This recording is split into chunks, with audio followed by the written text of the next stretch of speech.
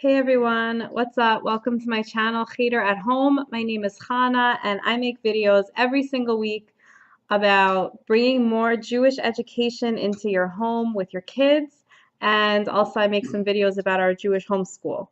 I have 4 children and I homeschool them.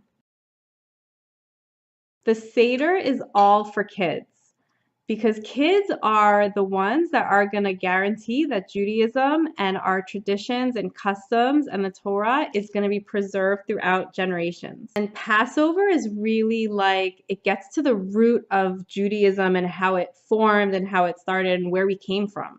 And some of the things that we do at the Seder has no purpose other than to encourage our kids to ask questions. Why are we doing this? And just to get them curious and excited about Judaism and about Torah and about Passover. This video is 5 things that you can do with your kids at the Seder. First thing is the 4 questions, Chana. When I think of the Haggadah and what's in it and what's for kids, the first thing that comes to my mind is the 4 questions. It's a prevailing custom that the youngest asks the question first, and then you go up in age and they all ask the 4 questions. These questions basically sum up all of Passover and all of the Haggadah, and then the Haggadah goes on to answer these questions. But it starts with our kids. Kids love to ask questions. And the questions are just deep. Like, they're really good questions. Why is this night different from all other nights? It's a good question. Kids naturally love learning and want to know and are naturally curious.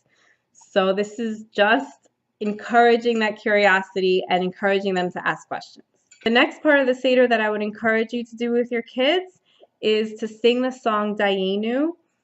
It's just it has a fun, catchy tune to it. It's a really beautiful song of thanks to Hashem for doing so much kindness for us. And it gives such a good timeline of our story, of the Jewish people, how we left Egypt and all the way up until the Beis HaMikdash was built. It's also like a good time to pause the Seder and just say, okay, what are we thankful to Hashem for? Number 3 would be something that you can just say with your kids. It's 3 words that you can say. And that is Pesach Matzah Maror. It says in the Haggadah that a person cannot fulfill the mitzvah of the Seder properly. I'm reading it right from the Haggadah, without explaining these 3 things, which is Pesach, Matzah, and Maror. And then it goes on. In the Haggadah, it goes on to explain. Kids are not going to sit for the whole Seder. So if they're getting up and running around, just like, walk over to them, okay, say Pesach Matzah Maror. And that's good enough. I have a 2-year-old and she's definitely not going to be awake for the Seder. So when I tuck her into bed, I'll just say, okay, so let's say Pesach, Matzah, and Maror together, and that's your Seder, It doesn't always have to be this whole spiritual experience. Number 4 is a verse in the Haggadah that I think a lot of people skip over, but I find it has such a powerful message, and I wanted to share it with you here. And that comes right after Pesach, Matzah, Maror in the Haggadah.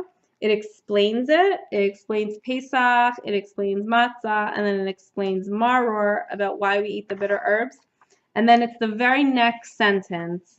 And I'll say it in English and in Hebrew. Okay, so the English says, in every generation, even today, everyone must feel as if Hashem personally took him or her out of Egypt. Okay, so I'll say it in Hebrew. Bechol dor vador chayav adam lirot et atzmo keilu hu yatsa miMitzrayim. At the Seder, we are reliving the whole exodus from Mitzrayim, from Egypt. We recount the story, and it's for our children so that they can tell it to their children and preserve our Yiddishkeit and our Judaism. It is so much more than just a story. Even today, we have this little Egypt inside of us. Anything that enslaves us, anything that we feel limits us from living our best life, that's like a little Egypt. And every day we have to see ourselves as leaving Egypt. leaving those limiting beliefs, leaving like maybe someone's little Egypt inside of them is feeling inadequate in their parenting, or maybe someone's Egypt is social media. That could be very enslaving. We have a chance every single day to leave Egypt again and again and again in a spiritual way. This is our history, being slaves, being enslaved in Egypt and being freed from Egypt with all these miracles.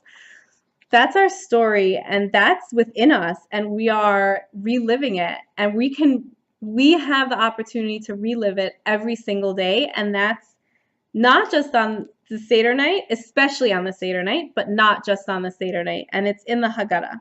That sentence, Bechol Dor Vador, etc., you can make it into a song. I will post a link to a fun song in the description box so that you can sing it also with your kids. The fifth thing that I would encourage you to do with your children at the Seder is the very last sentence in the Haggadah.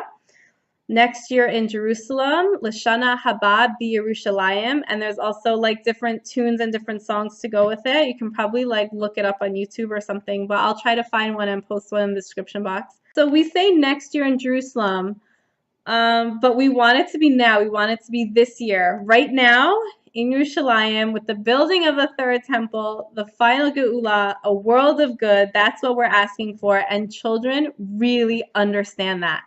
They are living in Mashiach times in their heads.